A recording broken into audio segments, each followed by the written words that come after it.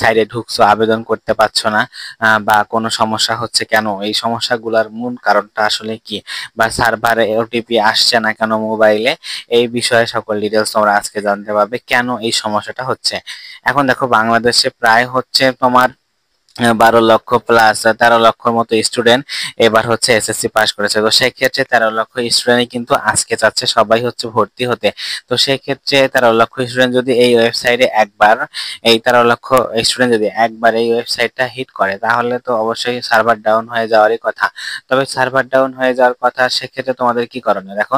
সেই ক্ষেত্রে যদি তোমাদের বলি যে তোমরা হচ্ছে কখন আবেদন করলে সব থেকে ভালো হবে, আমি যেটা বলবো এখানে কিন্তু বলেই দেওয়া আছে যে কখন আবেদন করতে হবে।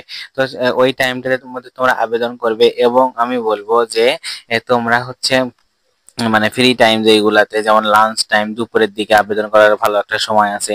তারপরে একবার না হলে আবার ট্রাই করবে, 2-3 বার ট্রাই করলে তোমরা আবেদন করতে পারবে। এবং তোমাদের যে সিরিয়াল নাম্বার, এই যে কলেজের সিরিয়াল নাম্বার, তারপর মোবাইল নাম্বার, এই নাম্বারগুলো কিন্তু ভালো করে দিবে, না হলে কিন্তু পরবর্তীতে সমস্যা হতে পারে। তারপরে দেখো এই সিরিয়াল গুলোর কথা এর আগে অনেকবার বলছি যে কিভাবে কলেজ চয়েস দিতে হবে, কিভাবে হচ্ছে পুরো ডিটেলস তোমাকে জানতে হবে, এই বিষয়গুলো জেনে তারপরে কিন্তু দিবে। এবং আমি যেটা বলি সার্ভার ডাউন হওয়ার কারণে আরো একটা যদি তোমাদের দেখাই, দেখো এই যে হচ্ছে আরো একটা, সেটা মাদ্রাসা বোর্ডের অধীনে, এটা হচ্ছে আজকেই করা হয়েছে 30শে জুলাই। তো অনেকেরই কিন্তু আবেদন হচ্ছে, সেক্ষেত্রে কোনো টেনশন নাই, তোমরা আবেদন করতে পারবে। একবার না হলে 2-3 বার করে ট্রাই করবে, যেহেতু সার্ভার ডাউন থাকে 2-3 বার ট্রাই করার পরে তোমরা হচ্ছে আবেদন করতে পারবে। এবং যাদের এসএমএস সংক্রান্ত সমস্যা হয়েছে তারা হচ্ছে পুনরায় আবার আবেদন করার চেষ্টা করবে, দেখবে যে পাবে। এবং যাদের এসএমএস আসছে না তারা করবে কি, কিছুক্ষণ ওয়েট করবে। আর যদি একান্তই এসএমএস একান্তই আজকে আবেদন করতে শুরু করছো, যে আজকে তোমার হচ্ছে লগ ইন করে রাখছো কিন্তু কোনো মোবাইলে এসএমএস আসছে না,